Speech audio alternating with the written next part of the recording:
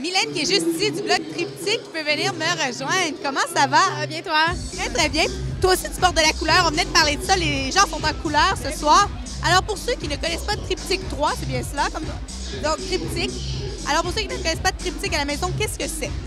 Triptyque, en fait, c'est une agence qui vise à promouvoir les designers émergents, que ce soit à Montréal, New York, Paris ou Londres. Partout dans le monde, on vise vraiment à célébrer la créativité des jeunes qui débutent sur le milieu. Ça fait combien de temps que ça existe? Ça fait à peu près 3 ans qu'on est une agence qui débute, en fait. C'est ça, on vise à se faire connaître un peu plus, là.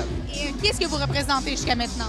On a fait plusieurs photoshoots. En fait, c'est comme des shootings créatifs. On a travaillé avec Natacha Thomas, avec Denis Gagnon, plusieurs designers, en fait, émergents, là. Est-ce qu'on peut vous suivre sur le web? Oui, en fait, on a un blog, c'est le triptyque.com/blog. Et sinon, quelqu'un qui ne sait pas exactement qu'est-ce que ça fait à part faire des shootings créatifs, le day-to-day, qu'est-ce que vous faites de 9 à 5? On fait surtout, on cherche des idées, on fait beaucoup de direction créative, donc on va sur des blogs, on fouille un peu partout, on écrit beaucoup d'articles pour faire promouvoir en fait les designers émergents. On travaille à promouvoir, à faire des événements, en fait, c'est ça pour les faire connaître un peu plus. Puis on fait aussi des fashion short films. On va prendre un designer puis on va faire une petite vidéo créative pour le mettre en vedette. Alors, vous aimez mettre en vedette les designers d'ici et d'ailleurs. Si on pense à la Semaine de mode de Montréal, selon toi, quelle est l'importance d'une semaine comme ça pour la mode québécoise?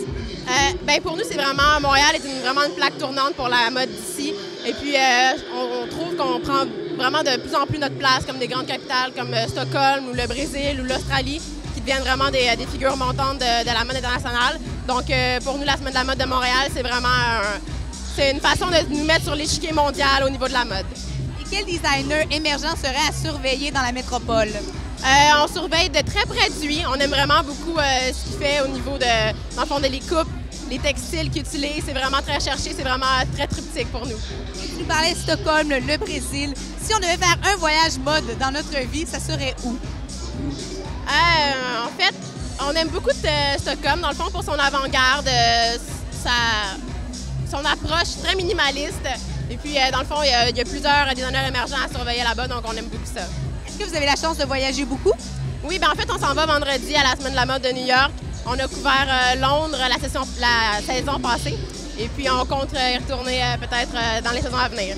Je sais qu'en ce moment, les Semaines de mode nous présentent les collections automne-hiver. Mais pour les gens à la maison qui veulent savoir quoi porter ce printemps, cet été, qu'est-ce qu'on porte? Je vous dirais pas mal de pastels. Il faut oser dans les couleurs, en fait, qui soient... surtout les couleurs pâles. Les couleurs pastels, on adopte. Et qu'est-ce qu'on va porter l'automne et l'hiver prochain? Du cuir, du dark.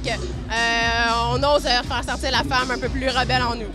Si tu avais un rêve pour la mode montréalaise, ton rêve le plus fou, ça serait quoi? Ça serait qu'en fait, tout le monde qui soit relié de près ou de loin à la mode puisse avoir en fait un designer préféré. Parce que quand je parle à des gens qui sont pas très près du milieu de la mode, ils connaissent pas vraiment ce qui se passe. C'est vraiment les gens qui sont dans l'industrie qui sont au courant. Donc, ça serait vraiment que la mode se propage ailleurs que juste dans le milieu artistique.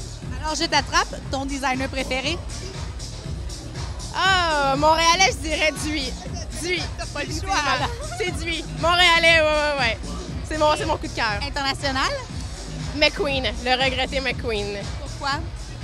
Pour son approche vraiment artistique. Il mettait vraiment du cœur dans tout ce qu'il faisait. Puis même Sarah Burton qui a pris la direction, on trouve qu'elle fait vraiment un très bon travail. Puis c'est ce que la mode signifie pour nous, c'est d'oser, c'est d'être créatif et artistique.